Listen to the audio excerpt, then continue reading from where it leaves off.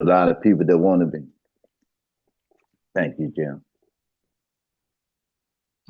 Give me a chance to get my Bible, my Discovery Bible up. But let's go to Matthew chapter 5, verse 1 and 2. When somebody gets there, I want us to read it carefully and slowly and thoughtfully because we're going to need to meditate on it. We're going to travel through some scriptures in the Bible, but we need to keep Matthew chapter 5 before us in the forefront of our minds. We need to continue to meditate on what we hear. I'll ask a question that we to other passages. But Matthew chapter 5 is a must to have in our hearts and reflection. All right. I read it then. It said, when Jesus saw the crowd, he went up on the mountain, and after he sat down, his disciples came to him. He opened his mouth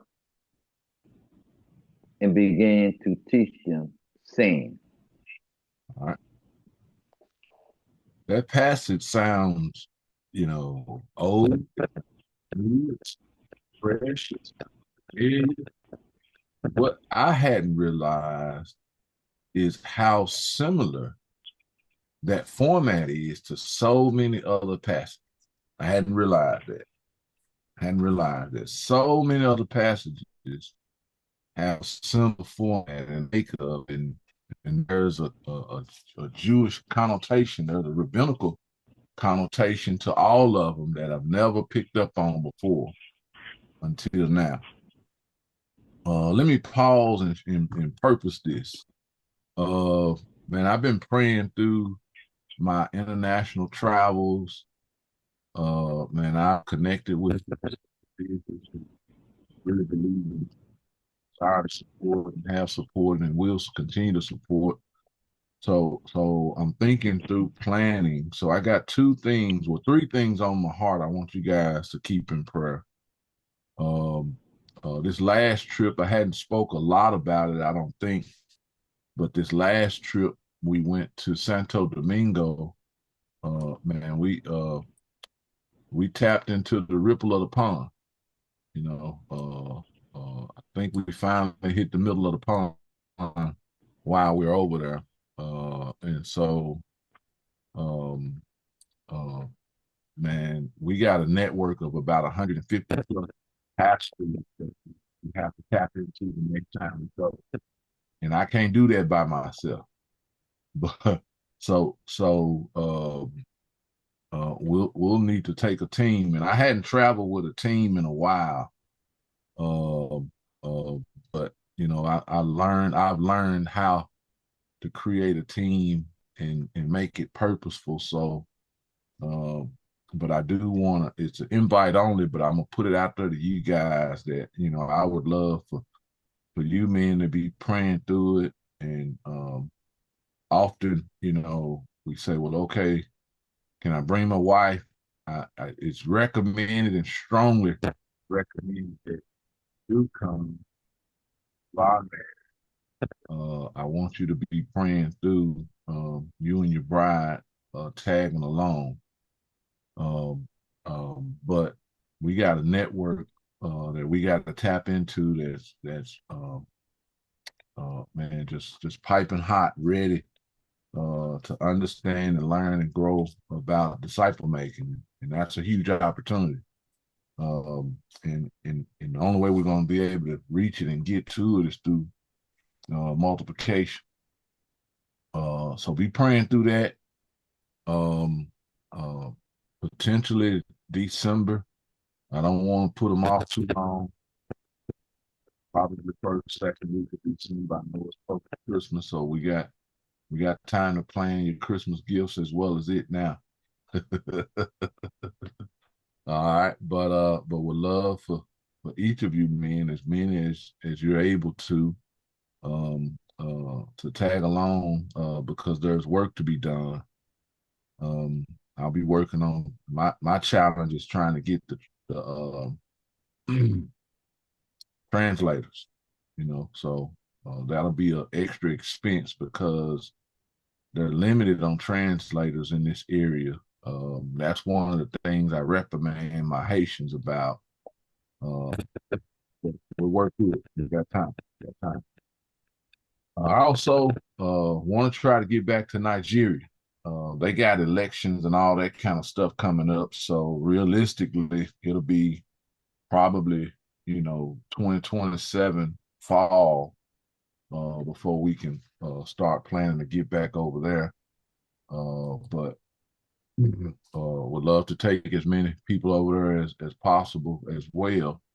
So be praying through that. Also, you guys know we tapped into a network over there. They have, been a part of our Sunday church sessions faithfully. Man, they're growing, phenomenal learners and just people of God. So love for you guys to be praying through that. And then the third trip is trying to get back over into the Macedonia, Skopje, Bulgaria area. Man, phenomenal lead and guide on the ground. I met him through Andrew, a guy named Yuxel and his wife, Deidre. Would love to get back over there, and they want to plan trips to Ephesus and Thessalonica and all those places. So that should sound exciting to us, to be able to get back to some of those places. Paul started his first, second, and third missionary journey. Praying for that. Hopefully we can get over there in 2027 as well. So keep that in prayer. And as God moves on your heart and you say, hey, I want to tag along to this one, to this one, please reach out, so we can start, networking and planning. However, these lessons should be purposed for training. So now you have a special reason to pay attention. I believe these are core and foundational. We're going to revisit some stuff we looked at before, but I'll say we just shook a stick in it. We didn't really shake leaves on the tree. The lesson is going to sound very, very familiar, but the more I've been digging into it, the more I realize we only, teased at it. And it's directly tied into this Matthew chapter 5. I didn't realize how significant Matthew chapter 5 was, but again, as I mentioned, I'm learning. So somebody read Matthew chapter 5 for us one more time, if you don't mind. I got it. When Jesus saw the crowd, he went up on the mountain. And after he sat down, his disciples came to him. He opened his mouth and began to teach them, saying, that's from the ESV version. So again, keep this in mind. I'll cheat a little bit and help us out. We got Jesus and crowds. That's familiar. We see that often. But we got Jesus going up on the mountain, or Jesus in a mountain. All right. This one sometimes is not highlighted, but him sitting down is a posture of teaching. But we have a lot of, passages where Jesus is teaching. It's part of him skipping the narratives. Yes, sir. For some reason, it's breaking up on us. I don't know. Can y'all hear that? Yeah, I can hear it popping and breaking up. Let me see what I need to do.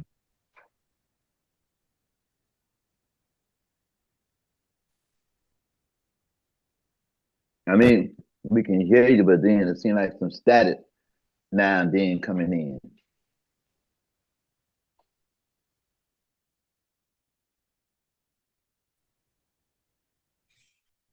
How about now?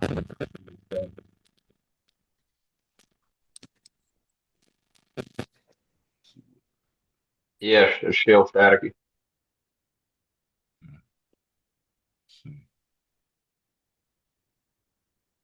It might be somebody else's mic open.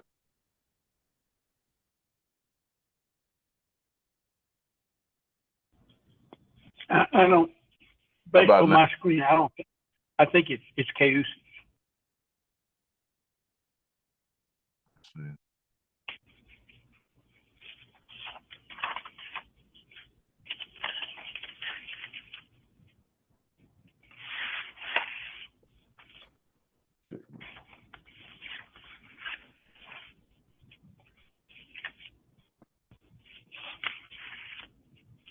Still staticky?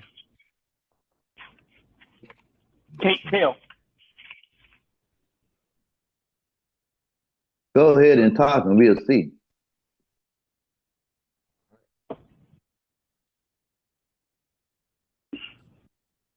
All right. But as I mentioned, so when we walk through these passages, let's keep all these in mind. Let's pay attention for crowds. Let's pay attention for Jesus and mountains. Let's pay attention for his teachings, but also his disciples coming to him. So let's pay attention to these, and we're gonna think through in references. So, all right, now, all right, let's write down 3 things, 3 topics. Each topic will have a subtopic under it. Let me make sure I got this right.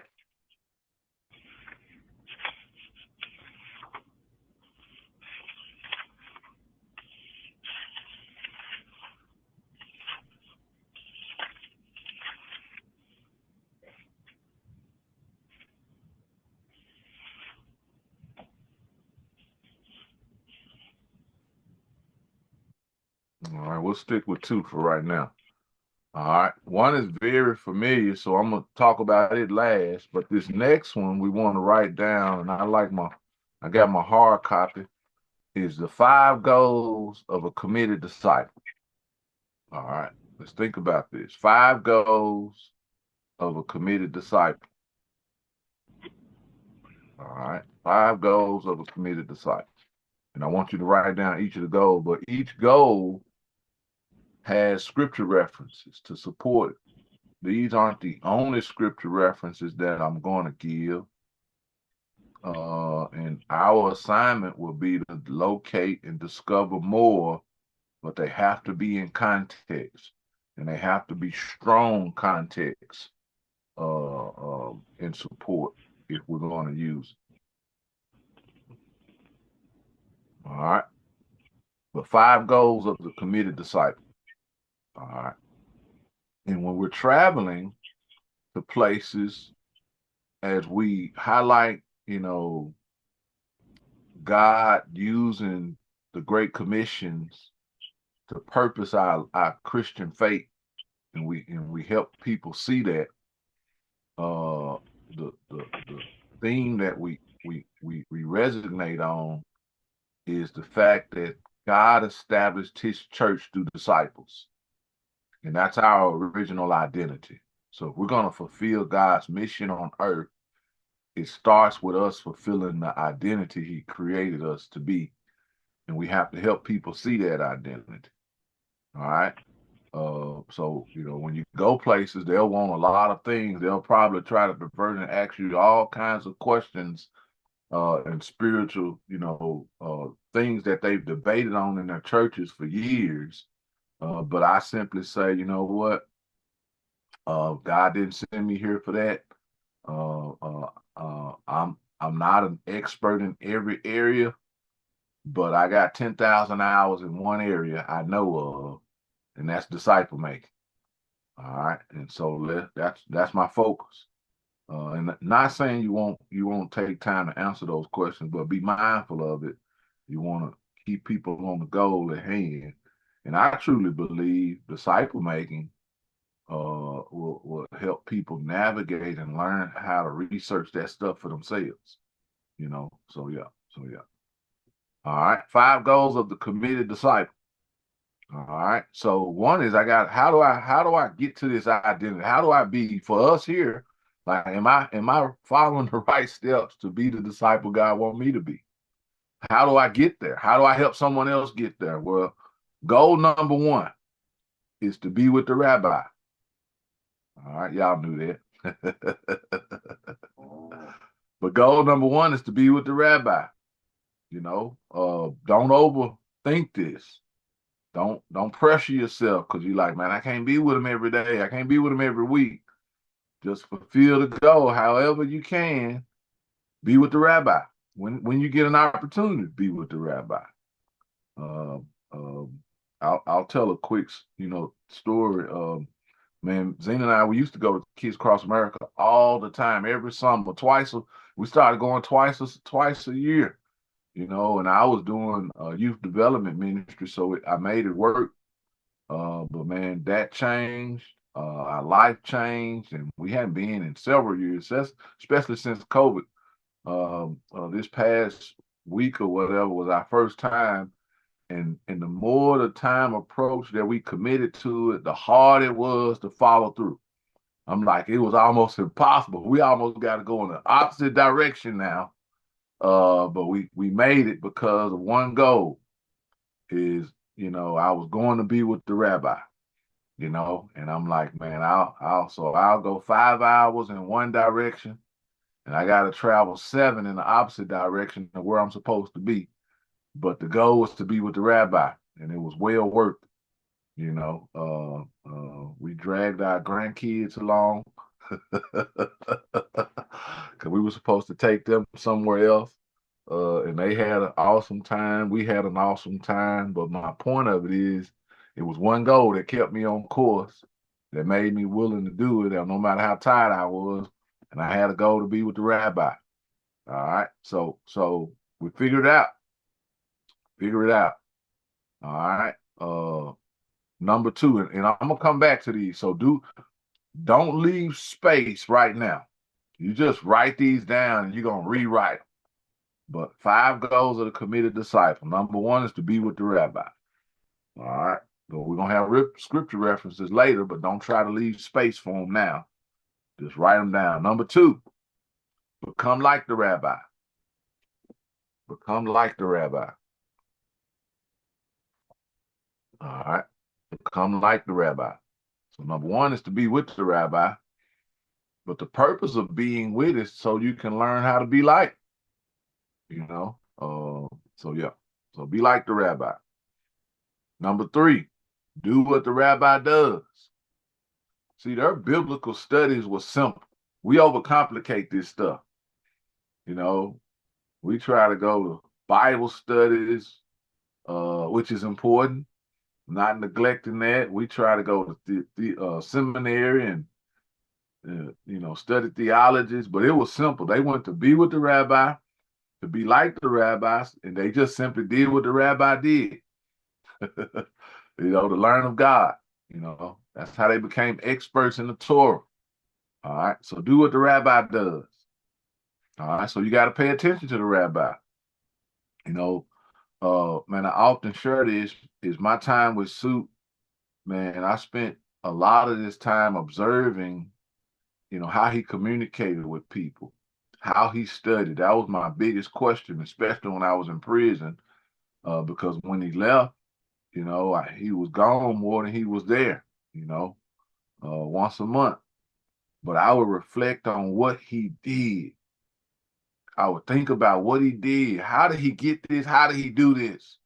And I never lived that down. So do what the rabbi does. All right. Number 4 is teach what the rabbi taught. So I started that, man, I started to think through lessons that he was teaching, and I learned those, and I spent time on those, and then I began to teach those. And eventually teaching those caused me to grow and expand, those lessons. But I dare not try to expand a lesson I hadn't taught from its core. So teach what the rabbi taught. And number 5 is simple. Raise up others who will do the same. So that's the goal. Raise up others who will do the same. Simple, but effective. Simple, but effective. Raise up others who will do the same. And I truly believe if we keep these in the forefront of our hearts, our minds, man, we'll see more kingdom impact. We'll see more purposeful kingdom impact. So let's keep these in mind. Somebody repeat those back to us. Number one. Number one say be with the rabbi. Mm-hmm. Number two say become like the rabbi. Mm-hmm. Number three, do what the rabbi does. Number four, teach what the rabbi taught. And number five, raise up others who would do the same. Yeah. All right. So Will Credit, I'm gonna leave my mic open and I'm gonna beat you the next time, all right? Try. I love it. I'm doing what I'm getting all my things from what the rabbi do. So try. I love it. I don't know what I'd be without y'all. Thank you. Okay. Sorry, Cayuse. That guy always breaking in, making me get out of character. No problem.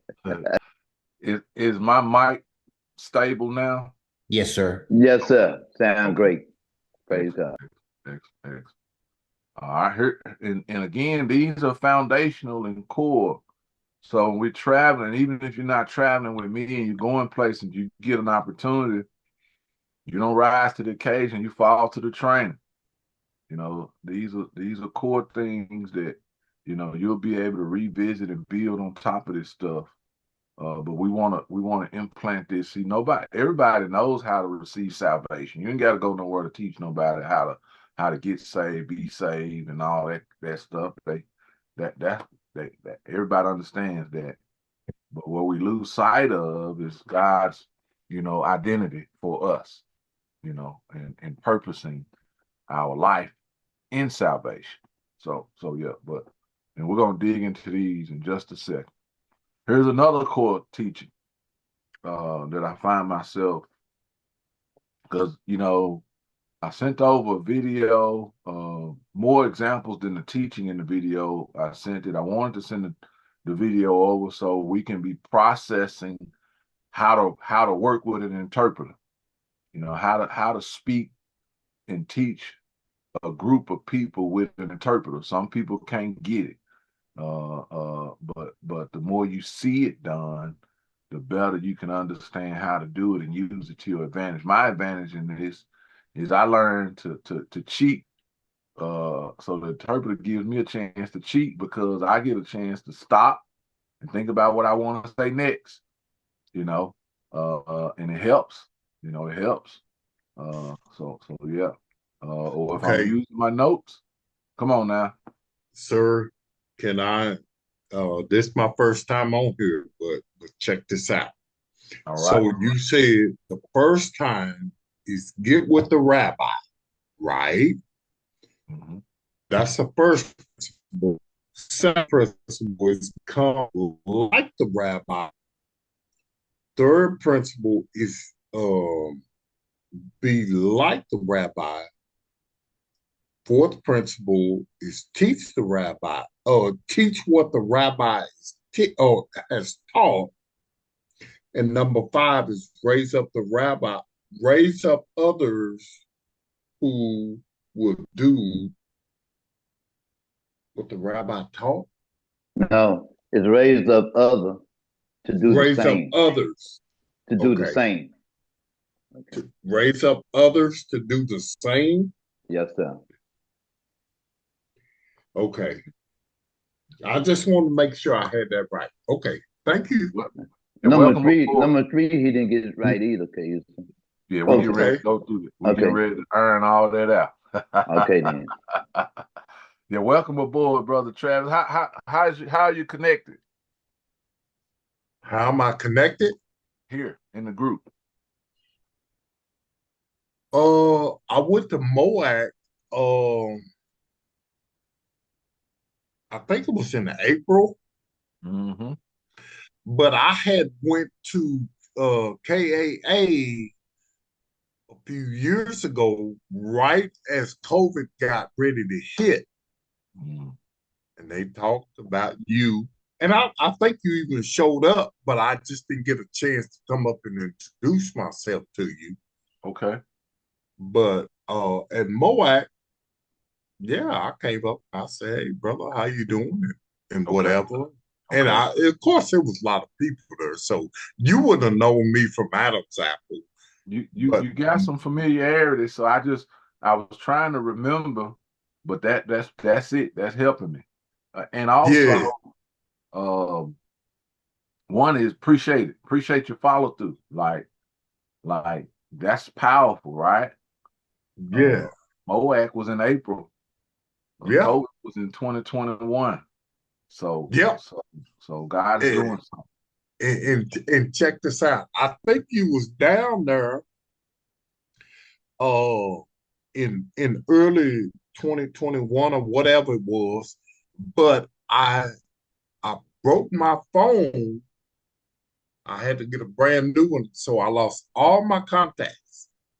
So I didn't even know anybody until I ran across Rick Barnes once again.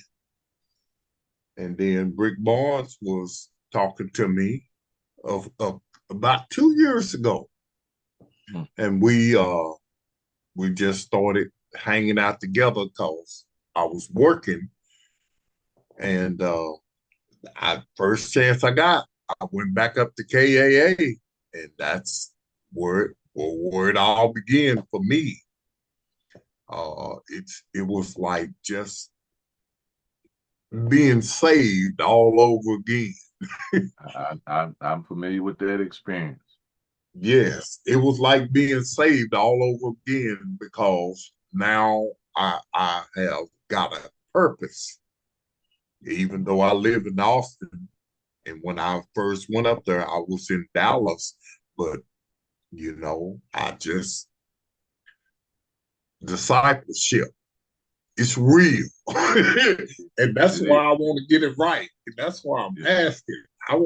I'm sitting here taking notes. I got my little old pen and pencil and piece of paper. I want to get it right. Yeah. Because, all right, well, good. Yes, sir. We're gonna make sure we help you do that. Jeff, you had something? Yeah, I want to know what Travis's phone number is and contact information so that I can put him in the group me. And Travis, how did you find the number for this morning? When I was at MOAC, they wrote it up on a board, and I think my wife. I just recently got married, but my wife, she had surgery, and so I had to take care of her. But I will make sure. Let me see. How can I do this? I will make sure. I will send it to you. You can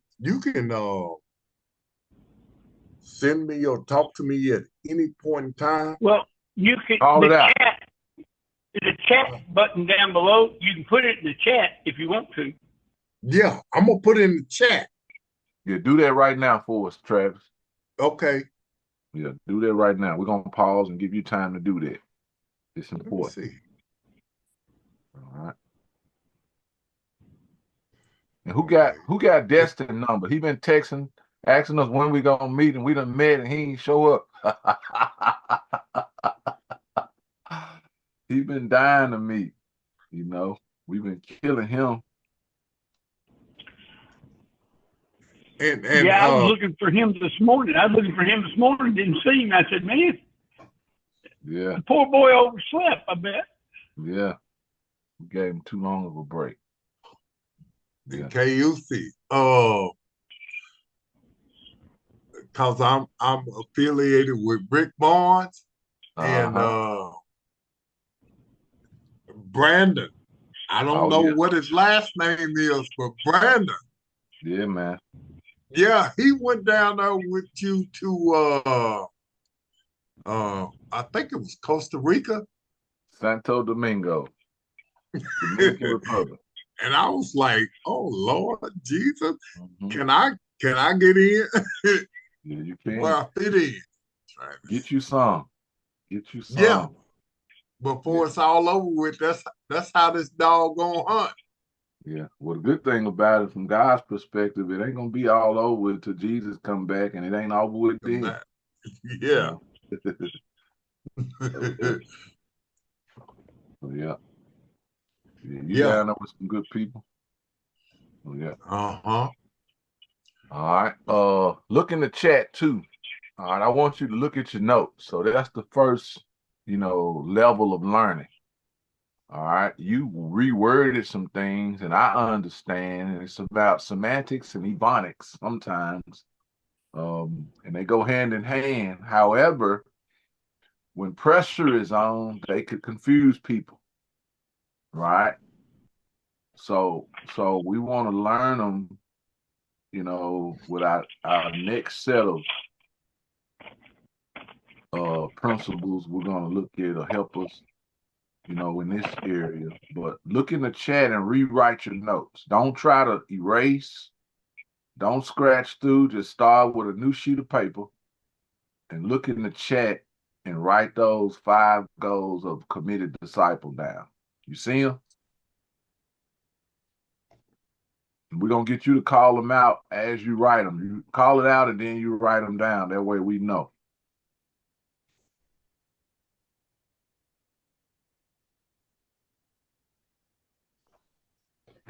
All right.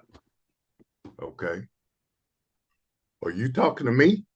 Yes, sir. I know you were typing. Yeah. Okay. Pretty focused. You got it in there.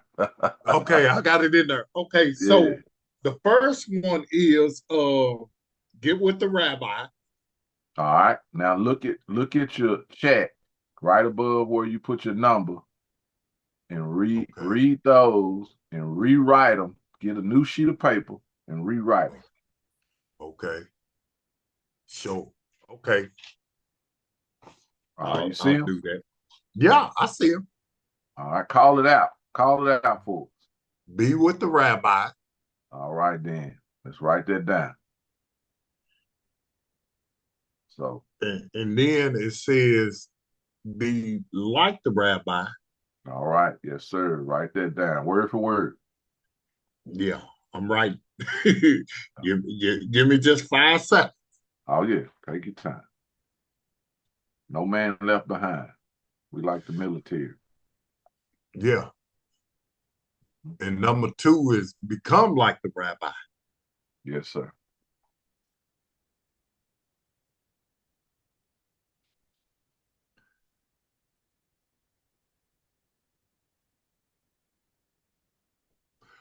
Number 3, do what the rabbi does. Yes, sir. Yes, sir.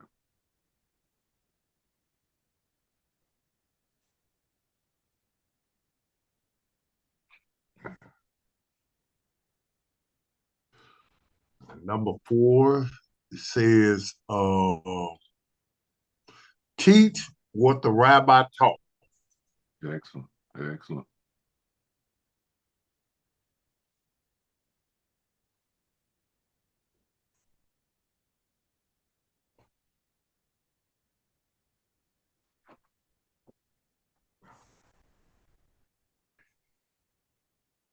And number 5 is raise up others who will do. Yeah, that's what it says, or what I can see. All right. Raise up others who will do the same. Raise.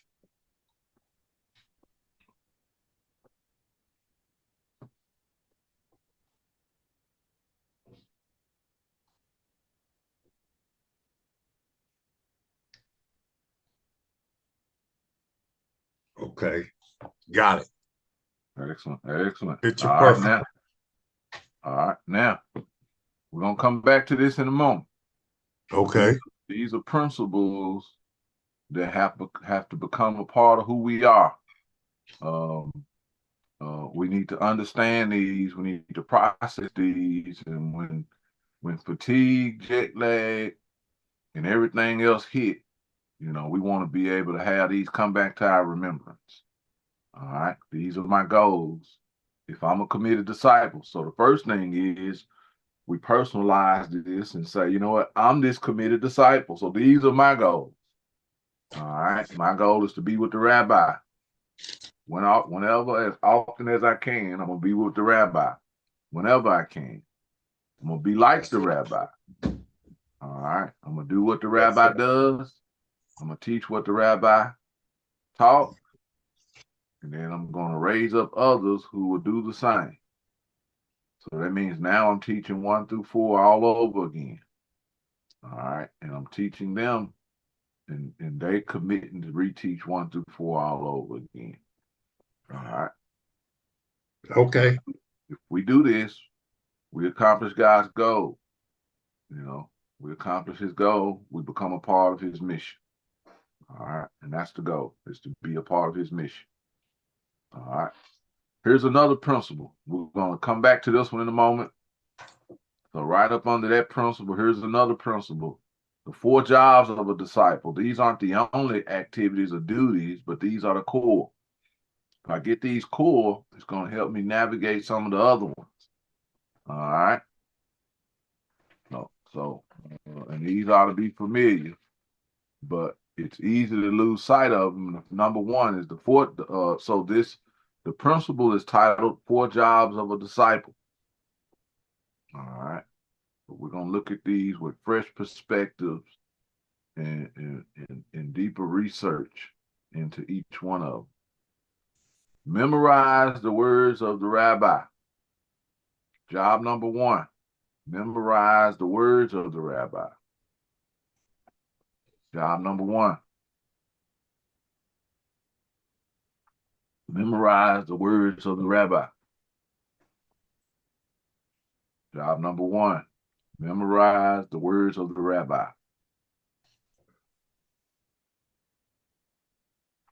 Job number 1, memorize the words of the rabbi.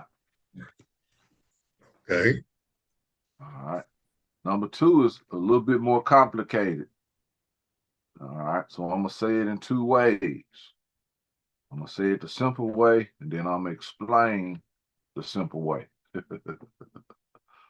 All right. Learn the traditions of the rabbi. Learn the traditions of the rabbi. Number 2, learn the traditions of the rabbi. Learn the traditions of the rabbi. Learn the traditions of the rabbi.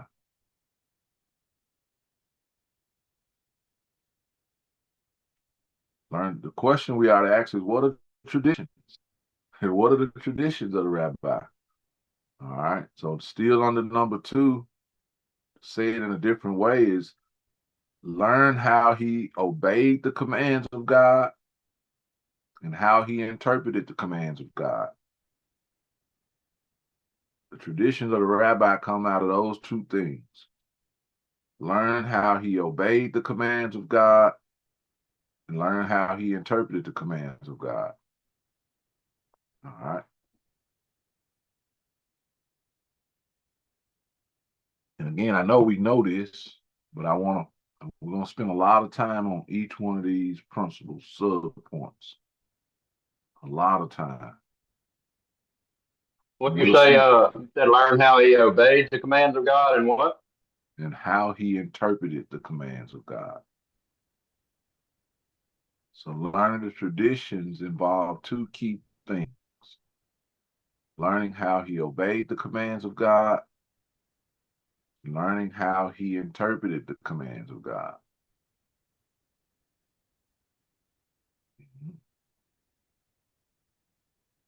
So in my pursuit of the rabbi, this is what I'm with him for. I'm watching him, paying attention, and I'm observing, you know. So I want to know how he obeyed the commands of God. I want to know how he interpreted the commands of God.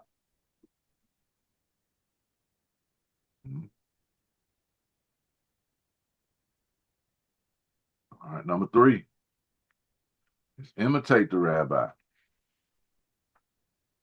Imitate my rabbi. Imitate my rabbi. How am I imitating him? Being like him, doing what he does, teaching what he taught, raising up others like him. So, imitate my rabbi. Number 3, imitate my rabbi. Imitate him how? I'm imitating how he obeyed. I'm imitating how he interpreted. So it's simple but complex. Imitate my rabbi. All right. I want to imitate his character, conduct. I want to imitate his knowledge and his wisdom. Imitate my rabbi.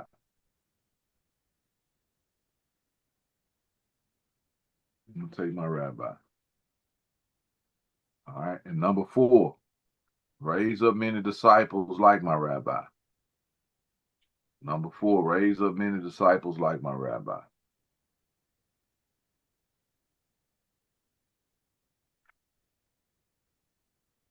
All right. Somebody repeat those 4 back.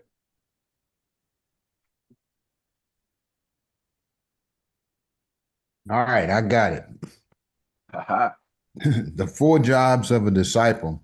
Number 1 is to memorize the words of my rabbi, of the rabbi. Memorize the words of my rabbi.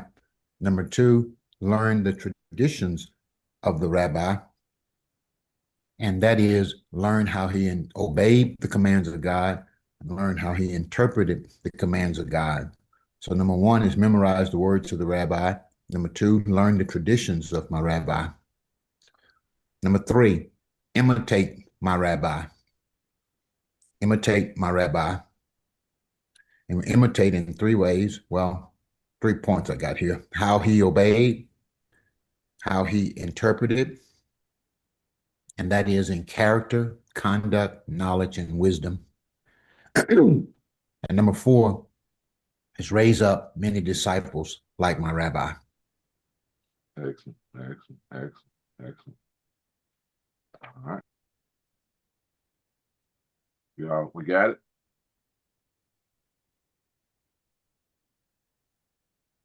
Come on, Chris.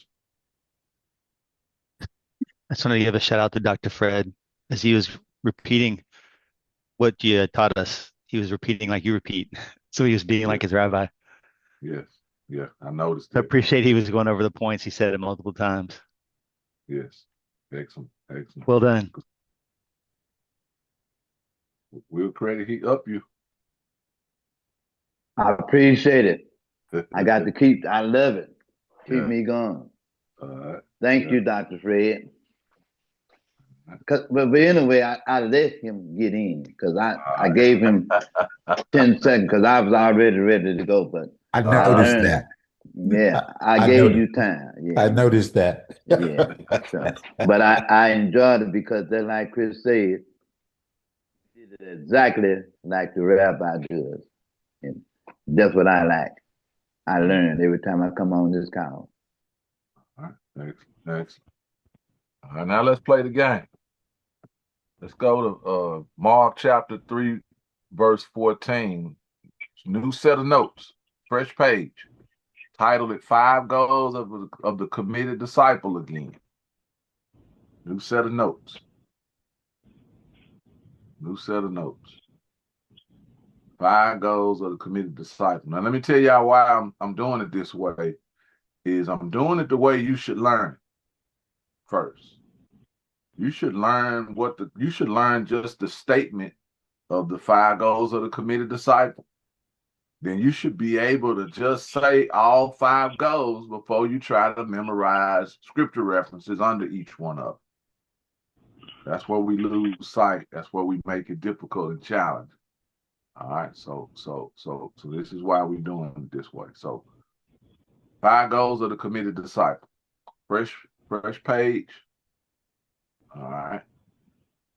And all you're focusing on now is number 1. So we hope we may spend the rest of our time on number 1, potentially. All right, potentially. All right. So number 1. All right. Somebody go to Mark chapter 3, verse 14. I think we're gonna probably go to 12 through 16 in our discussion. So what do you want us to read? Go to Mark chapter 3, verse 12 through 16. Okay. Let me share my screen. Okay. Well, I'm reading out of the ESV version. And it'll say Mark chapter 3, verse 12. And he honestly warned them not to tell who he was. And he went up on the mountain and summoned those who he himself wanted, and they came to him. And he appointed 12 so they would be with him, and that he could send them out to preach, and having authority to cast out demons. And he appointed the 12. Simon, do you want me to go ahead and do all their names or what? Yeah, go to 19. Okay, Simon, to whom he gave the name Peter, and James, the son of Zebedee, and John, the brothers of James. To them he gave the name. Can't pronounce that, Dr. Fred. How you pronounce that, Dr. Fred? I didn't even know that guy. Dr. Fred, help me. No, I don't see it there. Okay. Jeff, Kelsey got you. Kelsey got you. Bonergy. Okay. Nobody want to fool with that. I never heard of it. This is my first time hearing it. Which means the son of thunder. And Andrew and Philip and Bartholomew and Matthew and Thomas and James, the son of somebody else is talking. Mr. Mays, somebody you own. Okay. I go 18 again. And Andrew and Philip and Bartholomew and Matthew and Thomas and James, the son of another word, Apolles, and oh man, I can't pronounce these words, can you say? And Thaddeus, okay. And Simon is Zealous. And Judas Iscariot, who betrayed him. That's chapter 3, 12 through 19. Okay. Welcome, Destin. How you doing this morning? Doing well. Sorry for being late. All right. We were concerned. I appreciate you. All right. Somebody read it one more time. Let's do verse 13 through 19 one more time. And matter of fact, add verse 22, 13 through 20. Somebody else want to take a shot at it, or want me to do it again? 13 through 20. Yes. And he went up on the mountain, and he called to him. I'm reading from the New King James Version. Called to him those he himself wanted, and they came to him. Then he appointed 12 that they might be with him, and that he might send them out to preach and to have power to heal sickness and to cast out demons. Simon, to whom he gave the name Peter, James, the son of Zebedee, and John, the brother of James, to whom he gave the name Boanerges, that is, sons of thunder. Andrew, Philip, Bartholomew, Matthew, Thomas, James, the son of Alphaeus, Thaddeus, Simon, the Canaanite, and Judas Iscariot, who also betrayed him, and they went into the house. All right, excellent. All right, verse 20. 20, will say, verse 20 say, and he came home and the crowd gathered again to such an extent that they could not even eat a meal. The key Hey, y'all. here. I gotta go. I'm at the fire station. We're catching a call. Okay. All right. So thank y'all. Be safe, man. Thank you. Yeah, be safe. The key here is to think about he came home, but the crowd gathered again. That implies something. That implies something that's not stated in the narrative. All right. So read the narrative one more time with that in mind.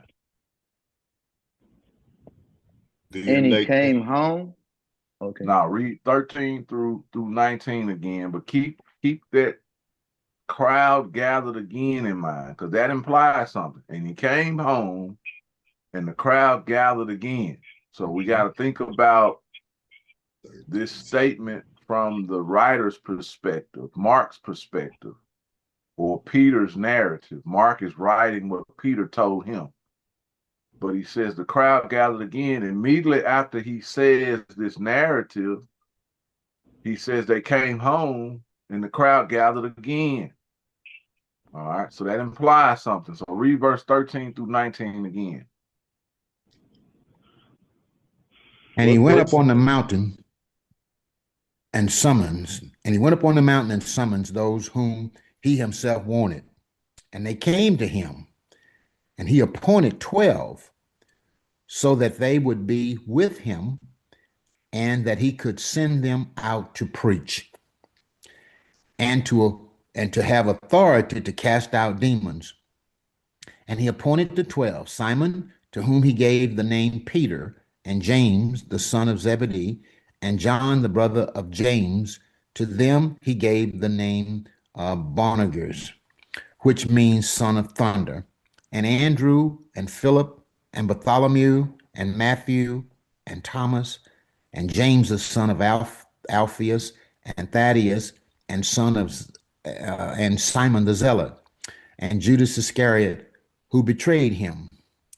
And he came home, and the crowd gathered again to such an extent that they could not even eat a meal. Okay. As you guys hear that, let's focus on that statement I brought out. What does that imply to you? What are you thinking when you hear that crowd gathered again? Well, they must have met before. It must have been a preceding gathering. Yeah, there was a gathering prior to. And what it suggests is although the narrative of 13 through 19 doesn't mention a crowd, but let me tell you something else that signals there was more than just these 12. He says he went up on the mountain and he summoned those whom he himself wanted. Where did he summon them out of? Right? Most likely they were standing in a group, or potentially could potentially be among the crowd. And out of the crowd, he summoned them. All right. This is something else that I'm reading deeper into as we think about some other things. What's similar here? What aligns with Matthew chapter 5, verse 1 and 2 here? First, go ahead, Jeff. How did you know I was going to say something? He obviously, it's almost identical. He went up on the mountain. The other thing that's similar is that when he sat down on the mountain in Matthew 5, some people moved. And the people that moved were his disciples. And here, once again, he summoned those he wanted, so they moved again. Yeah.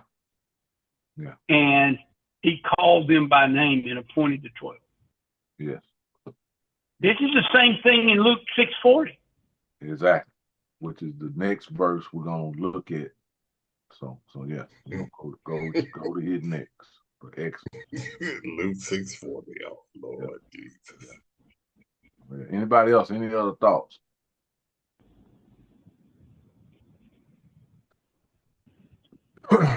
Yeah. In Matthew 5:1, everybody came. In Mark, right here where we're looking at,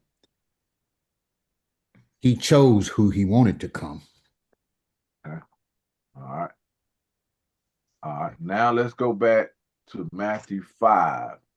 You mentioned one word that I want to look into. Let's read Matthew chapter 5 one more time, verse 1 and 2. Somebody read.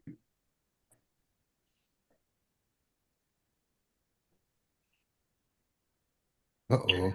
When Jesus saw the crowds, he went up on the mountain, and after he sat down, his disciples came to him. Everybody didn't come. He opened his mouth and began to teach them, saying, Come on, Dr. Fred. I hear you. So everybody didn't come. His disciples came. Yeah, his disciples came. All right. Excellent. Now let's go back. All right, let's go back. Good stuff. And it's about pointing out details. So now it's about letting discovery happen too. So if I'm in a different group, if I'm, with my family, walking them through this, my neighbors walking them through this, my community walking them through this, my church walking them through this, it's about the discovery. So let's keep that in mind as we, imagine or envision ourselves investing in someone else the same way. It's about having these moments of discovery, letting them see and giving them a chance to call out what they see, because the more you allow them to call it out, the more the details become clearer for you and I and for anybody else. All right. So we continue to walk through this process. All right. Now, as you mentioned, there's one variation is he was more specific or purposeful about calling out 12 individual disciples. All right. But he called them out, or he had to summon them out of a group. So what's implied is there had to be more disciples present for him to choose 12 out of somewhere. We don't know. We don't really see those specifics here. In Mark's version, we don't necessarily know exactly what mountain, but there's a similarity of him going up on the mountain. The cadence is the same. We didn't get into this, and we will, but the cadence is the same for a rabbi who goes up on the mountain. It's a reminder of Mount Sinai Moses. Come on, Jeff. We can assume that when it says in Matthew chapter 5 that his disciples came to him, there might have been more, but we can assume these that he called out were the ones that moved. Yeah. Yes, I agree. Yes. Yeah, I agree. Yeah, I agree. Because why would he appoint them 12? Right? Definitely they're going to be the most obedient, the most trustworthy. Come on, Bradley. There's a difference in the word crowd. So in Matthew, the word crowd is plural, and in Mark, it's singular. Yes. So if you look at that, it's good stuff.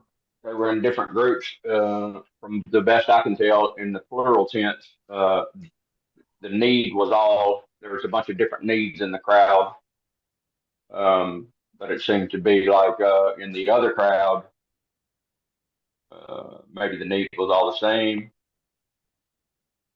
All right. Now say what you said about which one is plural and which one is singular. Matthew, the crowds is in plural tense, and in Mark, it's one crowd. Yeah.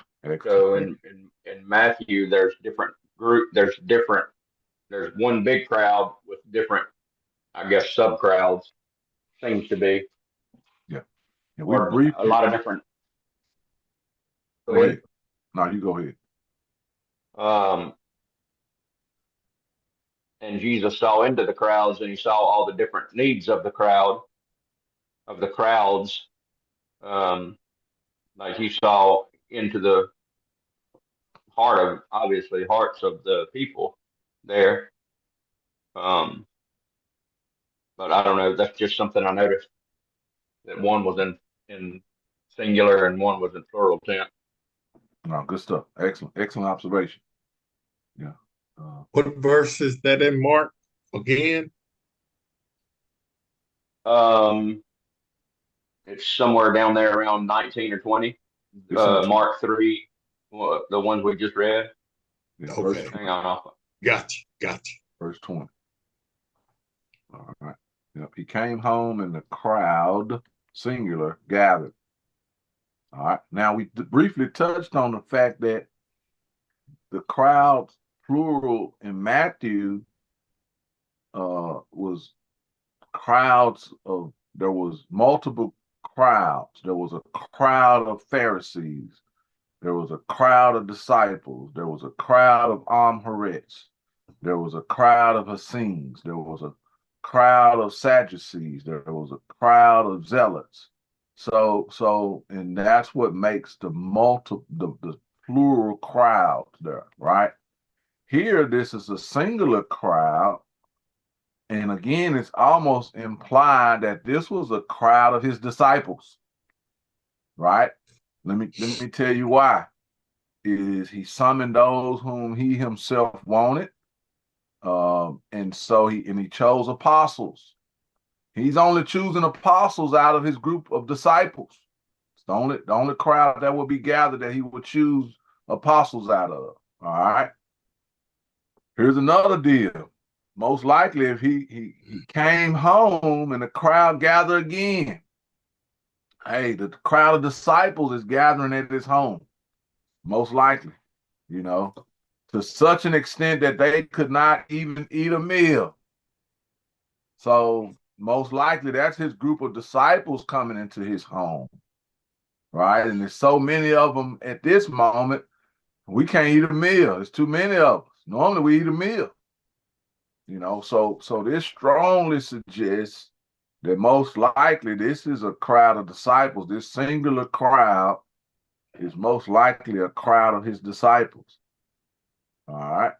So most likely, this is his focus, because it's not necessarily setting people up for a teaching either. That's the difference here. But it's posturing them for purpose, right? This gathering was purposeful, not necessarily a teaching appointment for them, but just a designation, So just things to think about. Any other reflections from you guys?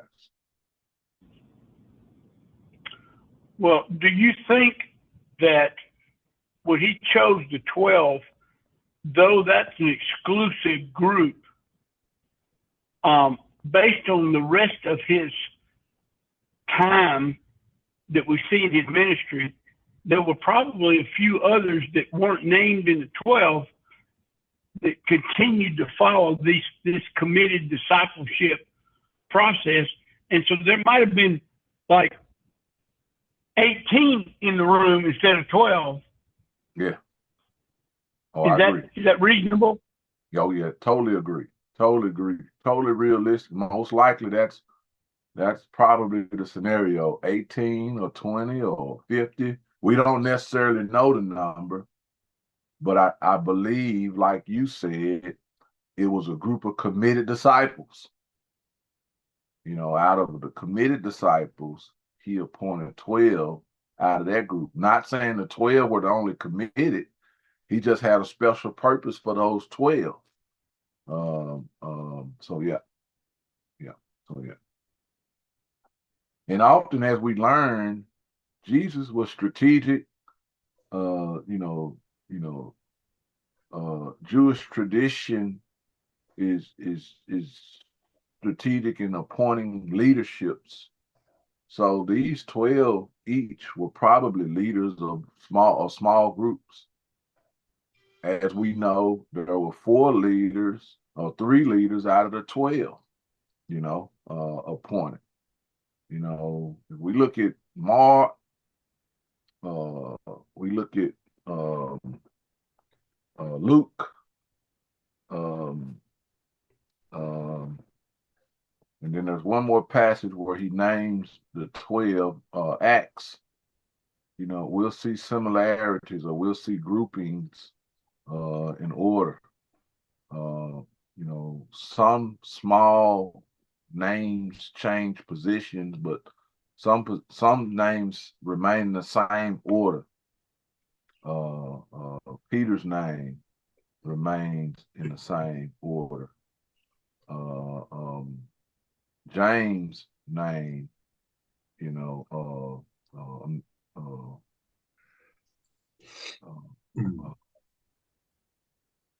remains in the same order in the end. So we'll see those orders or small groups. So yeah. All right. But KUC. yes, sir. So you said if we had something to say, but in verse 20 it said, then the multitude came together again. So that I can assume that they dispersed. Is that correct? Yeah. Well, yeah, from point A to point B, yes. Okay. And so and it says so that they could not eat, that they could not so much eat as much eat bread. I don't understand. Yeah. I don't understand that. And then verse 21 in Mark chapter 3, it said, but when his own people heard about this, they went out to lay hold of him, for they said, he is out of his mind.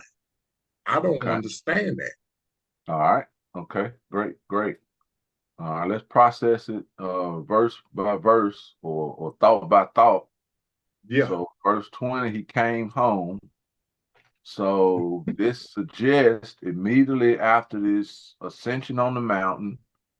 Well, let me ask you this question before you, because I'm reading out of New King James Version. Yes, sir. And it said, then the multitude, in verse 20, it said, then the multitude came together again. Yeah. So that tells me that Jesus didn't come home, because if I go back and look at the previous 3 or 4 verse up to verse 15 in verse chapter 2, verse 15 says, and having the power to heal sickness and to cast out demons, that does not. And then he listed the disciples. It doesn't say nothing about Jesus in it, but then in verse 20 it says, then they came back, then the multitude, and they sought to lay hands on him. But so what was he doing between verse 15 and verse 20? Okay. All right. Good question. All right. So back up to verse 13. Okay. Point of clarity. I think you know this. When it says, read out of the New King James, verse 13. And he went up on the mountain, and he called to him those he himself wanted, and they came to him. Okay, so all of those he's are representative of Jesus. So he went up on the mountain. That was Jesus going up on the mountain. You know, he called to himself. Jesus calling disciples to himself, and they came to him. So that's Right. Jesus. He appointed 12. That's Jesus appointed 12. Right. Now, the purpose of appointing 12. So this is not showing or suggesting that they actually went out and cast out demons at this time. It says he appointed 12 so that they would be with him in order for him to be able to send them out to preach and to have authority to cast out demons. So they actually hadn't carried out preaching yet at this moment, nor had they carried out casting out demons at that moment, but it was a suggestion and an identification that he had called them with that purpose. So they called them to be with him. Right. Okay. And we missed this with him, right? This word is diatribo. All right. Okay. Yeah. Yeah. So diatribo. Yes, sir. Yes, sir. So you know, and then we would have to use our Strong's Concordance and all that to kind of search it out. But that means to be close enough so what's in me can rub off into you. All right. And now once that happens, so that's a process. That process is complete. Luke 6:40 explains that process, and then it creates the ability to preach, which is where the authority lies within the preaching. So now he appoints 12 for that purpose. So they hadn't went out to do anything yet, but he appointed 12 for that purpose, and he calls out these names of these individuals who will eventually become his leaders of all of his disciples, right? Make sense? Yeah, perfect sense. So now we get to verse 20, and here's where the translations matter, right? I lean towards the New American Standard Bible because the translators did their best to try to word it according to the original language. You know, so they did their best. You know, no translation can actually be worded, you know, to match any other language because things are out of order in different languages or said in different ways, you know, inverted, you know, in different languages. But they did their best. The New American Standard Bible editors and translators did their best to try to translate it to align with the original language. So the first thing that happened before the crowd came, or a multitude, yours says multitude, which is still similar to for crowds, but the fact that he came home first is important because that's where the crowd was gathering, at his home, because that's where the meal was happening. However, most likely it was the home of Peter and his family, which is the home Jesus resided in and eventually called his home. So most likely, if we look at history and research, that most likely was Peter's home, all right, which is where Jesus invited other disciples to come and be with him. All right. Now, and what they were suggesting also about the meal is it was so many people, it was hard to have a meal. We don't necessarily know whether it was capacity or quantity, right? Like, it's too many people in the house, we can't cook it. It's too many people in the house, we ain't got enough for them to eat it.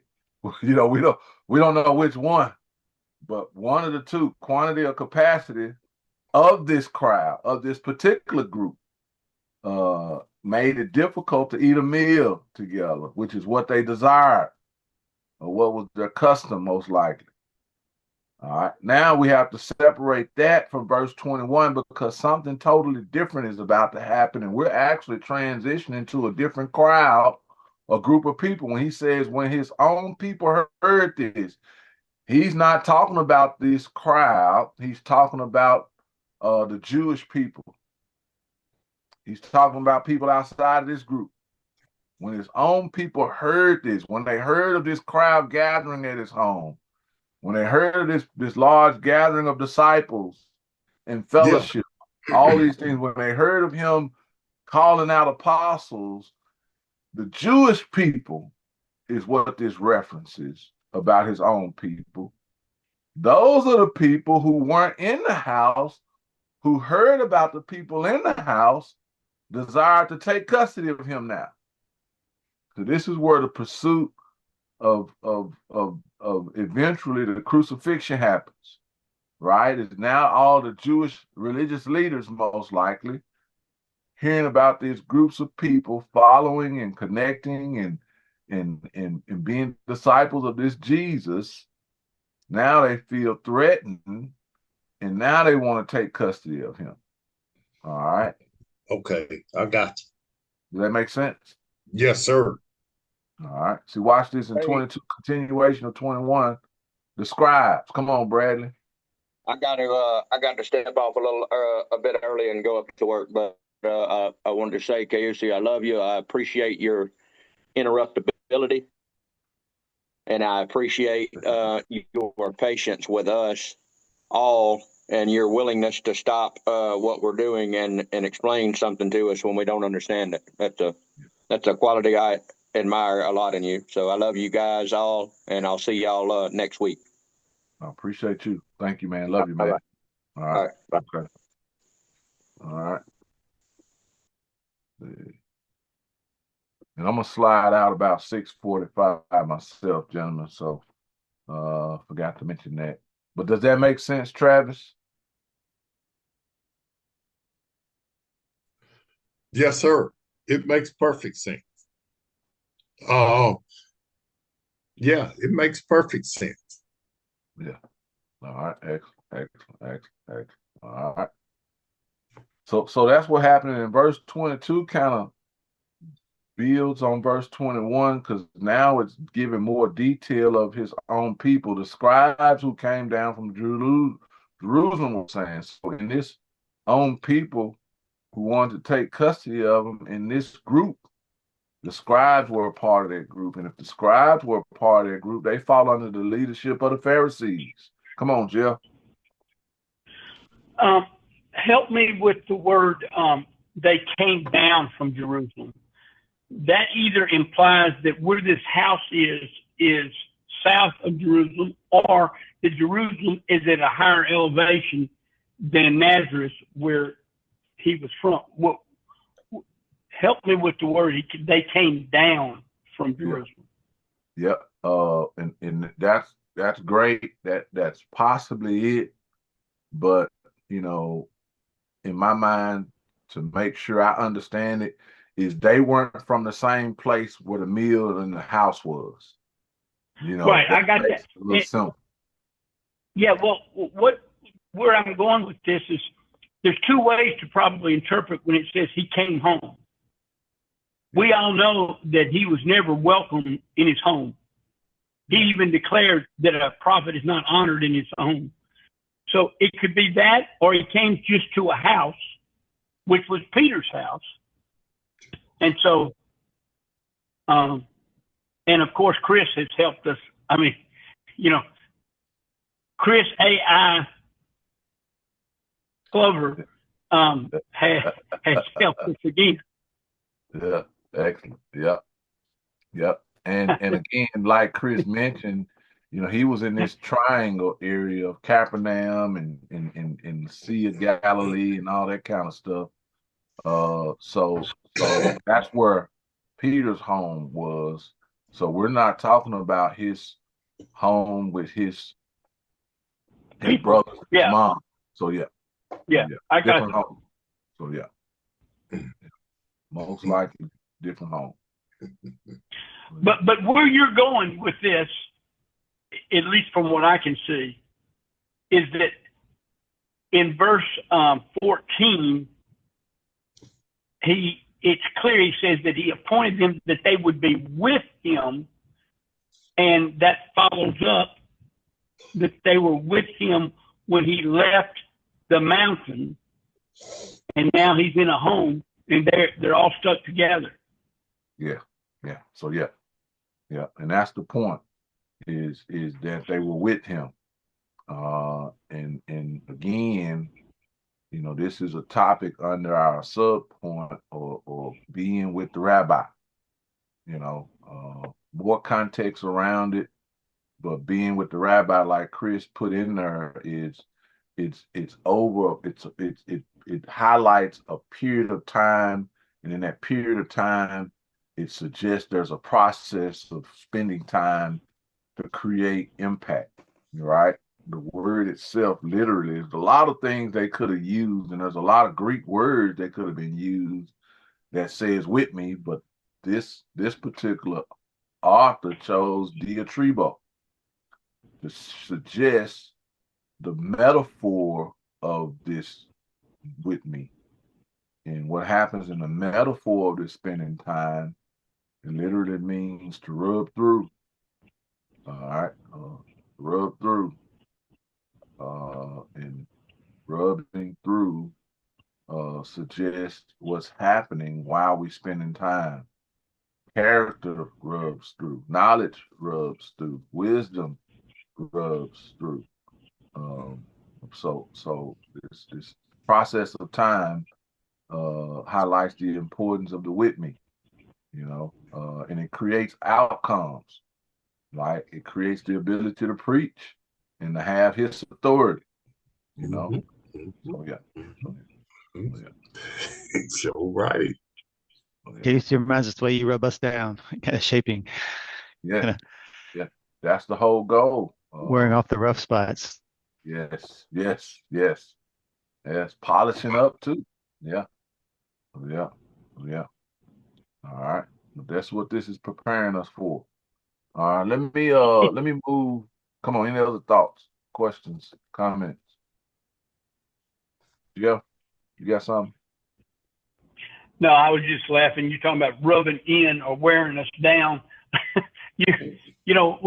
I've been dying to get to Matthew chapter 5, verse 3 for 6 months, and you're wearing me down on this deal. But I'm learning to be slow. I've dropped my flaps. I'm not trying to fly off. I'm trying to stay close. Yeah. If I gave it to you, you might fly the coop. No, I'm just playing. Yeah. Case, I'm not looking to take us down a rabbit trail, but too, I think when Jeff was talking about coming down, I wonder if it's possible too, like the scribes and the Pharisees and all the elites were thinking of themselves to be at a higher position spiritually, and so stepping down to Galilee where Jesus is doing his ministry, they thought they're coming down, from that kind of that spiritual inner crowd to the outcasts on the fringe. Yeah, the ivory tower. Yeah, they're exactly. coming down off the ivory tower. Great metaphor. I agree. Yep. Excellent. Let's look at Luke chapter 6, verse 12. And again, let's think about two things. The context similitude from Matthew chapter 5, verse 1 and 2 that aligns with what we just saw in Mark chapter 3, and the with me. So we're not losing sight of the with me, being with the rabbi. All right. So let's read Luke chapter 6, verse 12 through 17. All right. Luke chapter 6, verse 12. And it was at this time that he went off the mountain to pray, and he spent the whole night in prayer to God. And when day came, he called his disciples to him and chose 12 of them, whom he also named as apostles: Simon, who he also named Peter, Andrew, his brother, and James and John, Philip and Bartholomew, and Matthew and Thomas, James the son of Alphaeus, and Simon, who was called the Zealot, Judas the son of James, and Judas Iscariot, who became a traitor. I went a little further than you asked me. I'm sorry. No, that's 17. Go to 17. Jesus came down with them and stood on the level place, and there was a large crowd of his disciples, and a great throng of people from all the Judea and Jerusalem in the coastal region of Tyrus and Sidon, All right. who had come near him. Wow, man. I want to keep reading. Sorry. Go ahead. Wait a minute. What is you saying? Great multitude of seahorses. You don't lie, brother. Oh, my Your bad. mic is My up. bad. That's okay. My bad. Process it. Let us hear you process it. What you thinking, Travis? No, I thought he said, well, he's got a different version than I have. And it said, and he stood on a level place with a crowd of disciples and a great multitude of people from all of Judea and Jerusalem, and from the seacoast of Tyre and Sidon, who came to be healed of their diseases. He said a word that I didn't recognize, and I was like, what? Okay. But you know, it is what it is. That's all I'm saying. Okay. All right. Good stuff. All right. So let's pay attention to the similitude. What do we see that aligns with our theme we talked about earlier in this verse?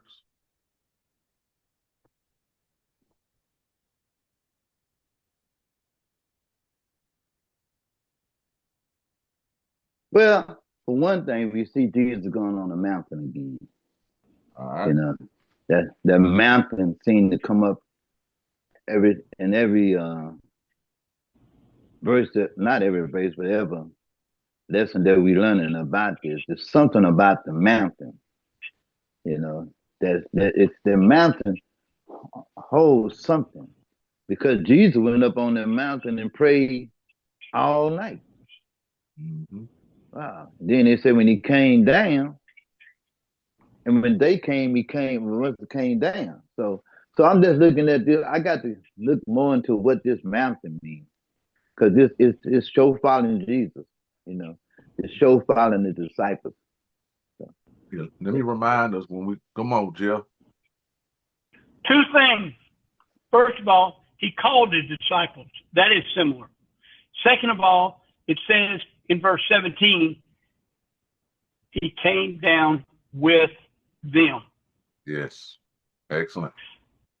Now, but the way it's worded here, it almost implies not only are we to be with the rabbi, but the rabbi is going to be with them. Yes. Yes. Yeah. Availability is huge in this process, right? How do I make myself available? As I shared earlier, or what I did earlier is I gave you guys some of my availability as I invited you guys to pray through being a part of some of these travels. But it introduces availability. It's just an aspect of it, right? But yes, it's two ways. But the key, like you mentioned, is the with me. You know, here it is. They're with him again. And now we also think about all of the passages in the New Testament that we read about where the disciples are with Jesus. So being with the rabbi. All right, we see this mountain. Now the mountain, we talked about it, Brother Will, is when we see this and Jesus going on a mountain, it should remind us of one main concept. Is Moses receiving revelation. Jesus receiving revelation. That's the reminder. The connection with the mountain is where rabbis in this culture receive revelation from God. All right. Whether it's Torah or Torah instructions or God decisions, but revelation. So you go up on the mountain to receive revelation. The question is, where is our mountain? You know, we should have a mountain we go up on to receive revelation. You know, so yeah. All right. We should go up on the mountain before we make major decisions, you know, to receive revelation. So yeah. So yeah. All right. So let me ask you this question. So now I generally only read from the New King James Version, right? And it says he came down with them and stood on a level place with a crowd of disciples. Okay. So that's the same thing as the mountain. Well, we can only assume that he moved from one peak, pitch, ridge of a To mountain another. to Yeah. a lower level plateau in the mountain. So Okay. Gotcha. Yeah. But it's at a level place, so it suggests that they still are somewhere on that mountain, although he came down. So yeah. Well, the passage in Luke has always been said that that's the difference between the Matthew passage and the Luke passage. Is one is the Sermon on the Mount, and in Luke it's Sermon on the Plain. Mm-hmm. Yes. But we haven't talked about the differences. But here he's teaching. He's teaching not in a prone position, and he's not on the mountain. That's right. Okay. And it's a different location. You know, we see the location. You know, it's different. So yeah. This is not Luke's version of the same narrative of Matthew's version, but different. So, yeah. All right. But again, we see his disciples, we see the mountain, we see them with him, and here the purpose is twofold. He calls, and then eventually he teach. All right, so we see this calling of the 12 or the choosing of those who will be his apostles, and then eventually we see a teaching happening, and it begins with the Beatitudes again. So he's reteaching the Beatitudes, but he's emphasizing something different. But also, he leads us to our famous verse, Luke 6:40. You know, so he leads us to our famous verse. It gives us probably one of the best principles of disciple making in our Bible, Luke 6:40. You know, if it's explained and someone doesn't understand the process, what it should look like, we want to point them back to Luke 6:40. All right. Brother Bill, good morning to you. How you doing? I'm doing, I could be doing better. I had to apologize. I set my clock wrong. I'm kind of jet lagged. I got back from an overseas trip Wednesday night, and I set my clock for 5:45 instead of 4:45. Okay. But I've been here since then. All right. Well, appreciate it. Glad to have you. Glad to have you. Hopefully your travels were a blessing. It was good. It was a 12-hour time difference. So it's cool. Okay. All right. Let's go to two. I want to try to get two more verses in before I get out of here. Let's go to real quickly Matthew 28:16 through 20. Spend a lot of time here. but similitudes. Think about what we're seeing similar. All right. Somebody read it. But the 11 disciples proceeded to Galilee, to the mountain which Jesus had designated. When they saw him, they worshiped him, but some were doubtful.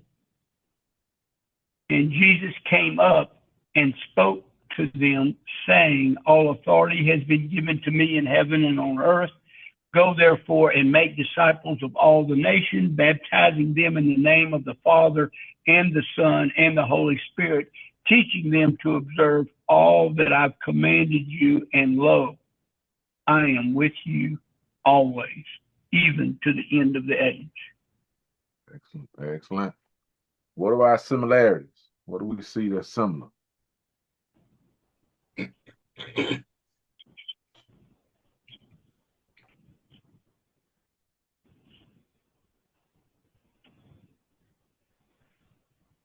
Well, We got a mountain again. A mountain again. That is so true that I get getting ready to say.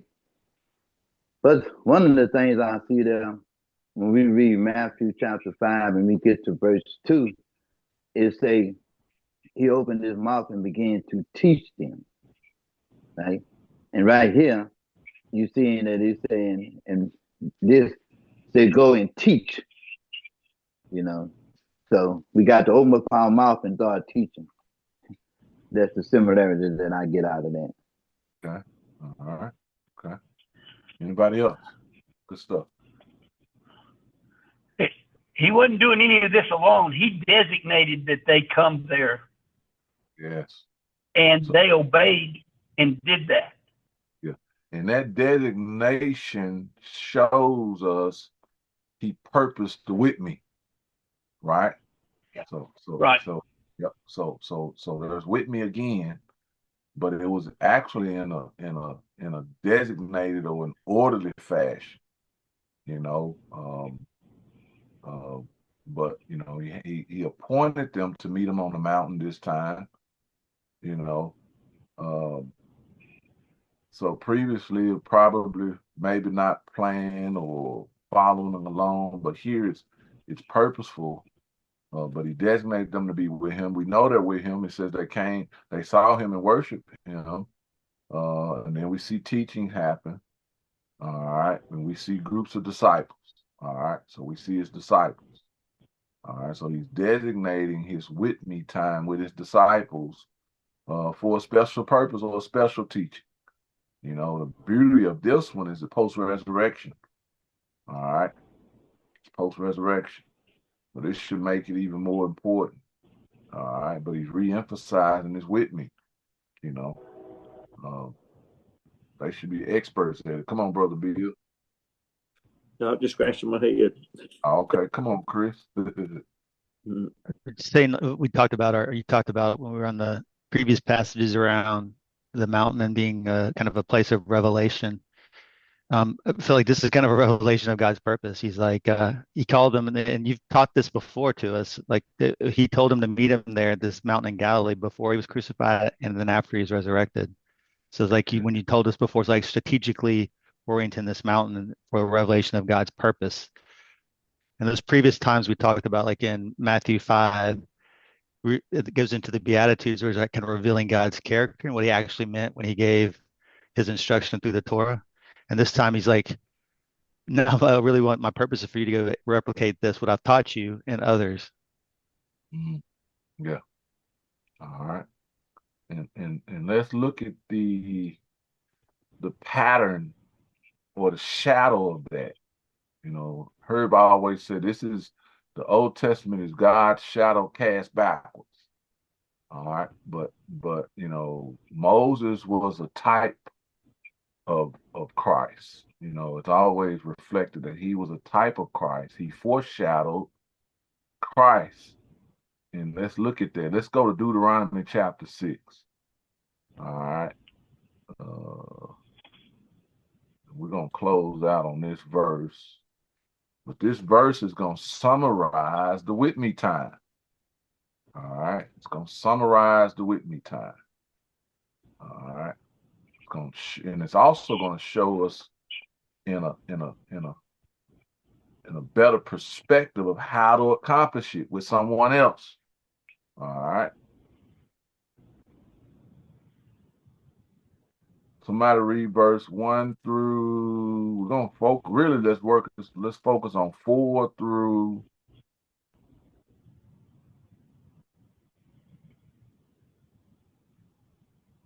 9. 4 through 9. I'll read it. Hear, O Israel, the Lord is our God, the Lord is one, and you shall love the Lord your God with all your heart and with all your soul, with all your might. And these words which I am commanding you today shall be on your heart, and you shall teach them diligently to your sons, and shall talk of them when you sit in your house, and when you walk by the way, and when you lie down, and when you rise up. And you shall bind them as a sign on your hand, and they shall be as frontals on your forehead. And you shall write them on the doorpost of your house and on your gates. Then, you said through 9, right? Yes, sir. Yes, sir. Yes, sir. Yes, sir. Yes, sir. All right. Gotta think a little hard. What are the similitudes? How does this, in what way does it align with all the other passages that we've just looked at?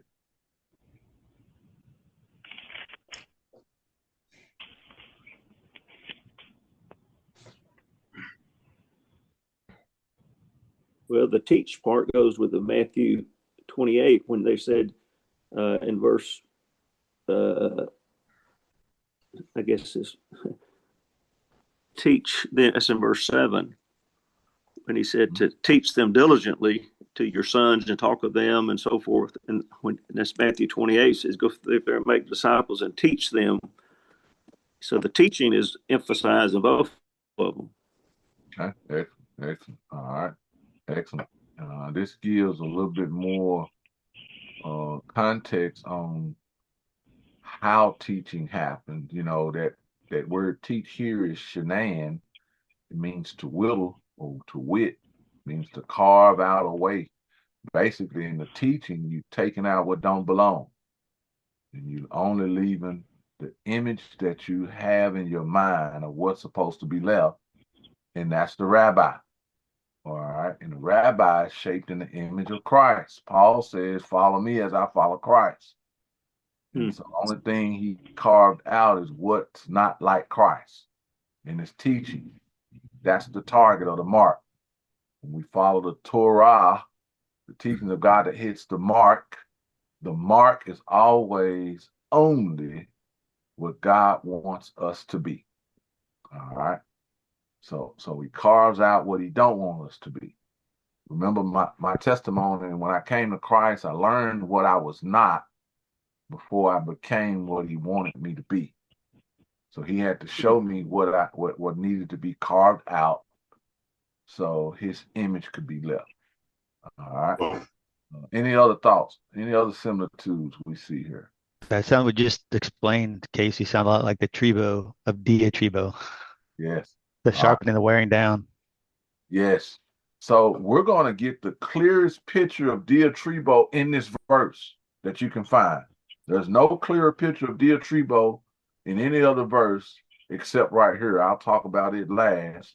But what verse is that? Say it to me one more time. That's in Deuteronomy chapter 6. Verse 7. Verse 7. Excellent. Okay. Yep. Got it. The clearest picture of diatribo you can have or you can find. All right. Yeah. When in this passage, when does he say not to diligently teach them?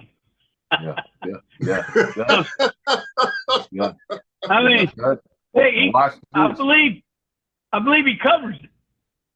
And in this passage, when does he say not be with them? That's right. Right?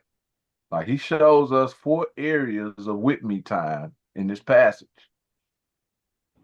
The other question is, what was similar, another thing that stood out in all the passages that we don't necessarily obviously see here? one thing we talked about in every passage we saw, but we don't necessarily see it clearly, but it's actually here. Anybody know? But it's not going up on the mountain, right? It is. It is? Oh, okay. It is. See, you don't see it talked about because that's where this is taking place. They're on Mount Oh. Sinai. Oh. And that's the image that each of those, the rabbinical image, each of those instances when the author is mentioning Jesus in the mountain is wanting to paint the picture to the disciples of Jesus. It's the first thing they're supposed to reflect on is the image of Moses on Mount Sinai receiving revelation. But they're still on Mount Sinai as this is being taught. They're still at the foot of the mountain, so to speak. So this is taking place at the mountain. Gotcha. Yeah. So yeah. And he's reminding them of those revelations or commands he received from the mountain experience. So, Okay. so yeah. Gotcha. All right. Makes sense. So yeah. So still aligned. All right. There's a mountain revelation. Now let's talk about this diatribo. He gives us 4 areas to be with our disciple in. 4 areas of postures to teach from. All right. Somebody walk us through those. Well, 2 is when they sit, Mhm. and when you walk, Mhm. when you lie down, and when you rise up. Yeah. What think about it. What did verse Matthew chapter 5 verse 1 and 2 say? When Well, Jesus saw the crowd, he went up on the mountain. And when he sat down, his disciples came to You want me him. to wait you down one more time? Okay. Y'all be safe, Destin. You out in the field. Yeah, he's weighing somebody down. Yeah. My bad, y'all. Have I been on off mute the whole No, time? Nah, you just came on. I got you. Okay, I'll go back mute. All right. So the first thing he says, you shall talk of them, or the commandments teaching, when you sit at home. First posture, most important posture, the sitting posture to teach, which is what rabbis did when they taught. They sat to teach. So there's a posture of sitting. All right. The disciples gathered often at Jesus' home at the table. That's why we call it table time. Some of the most intimate teachings happen at the table around a meal. Remember, the culture of of Jewish people is a meal without teaching was as if they ate sacrifices to the dead. But a meal that included Torah was a replication of the table of the Lord Almighty, and they replicated that 2-table fellowship. So teaching would always happen during a meal. All right. So yeah, come on, Jeff. Well, until we had cell phones, sitting was the most undistracted time to teach. That's right. All these other times, there could be distractions. Yeah.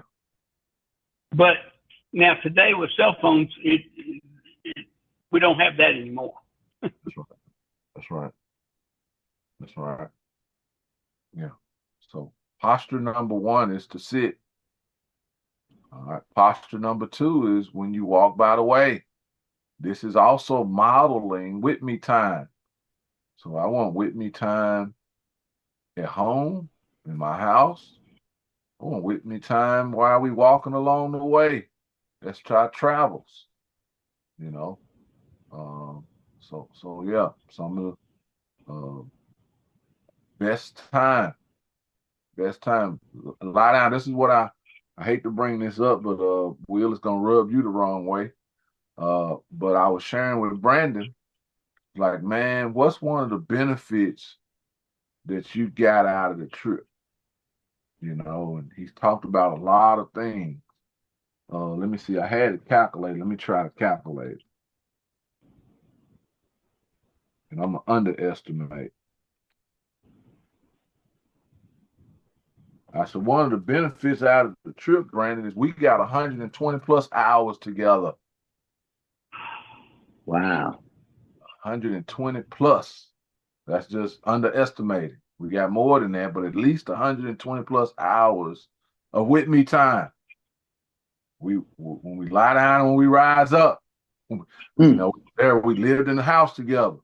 That entire time. So when we talk through stuff right before we lie down, and we woke up, we talked through stuff. We walked along the way, we traveled together, and we were able to sit at home. So we got all aspects of these. So that's another benefit of those travels, those missionary travels. So yeah. You get every aspect of with me time. So yeah. Mm-hmm. You're right. That have inspired me. Yeah. And it had made me jealous. Godly jealous, okay? So you're definitely right. I'm jealous. Yeah. Godly. Okay. Yeah. I get to meet I meet with some men on Friday afternoon, and I was teaching them, and we were on the road to Emmaus. And I think the road to Emmaus gives us a clear indication of what was discussed about walking along the way. Jesus was burning their hearts with scriptures as they were moving from Jerusalem to Emmaus. That's right. Yeah, that's right. Good stuff. But that's our time, gentlemen. Hopefully it was beneficial. I hand it back over to you, Jeff, and man, appreciate you guys.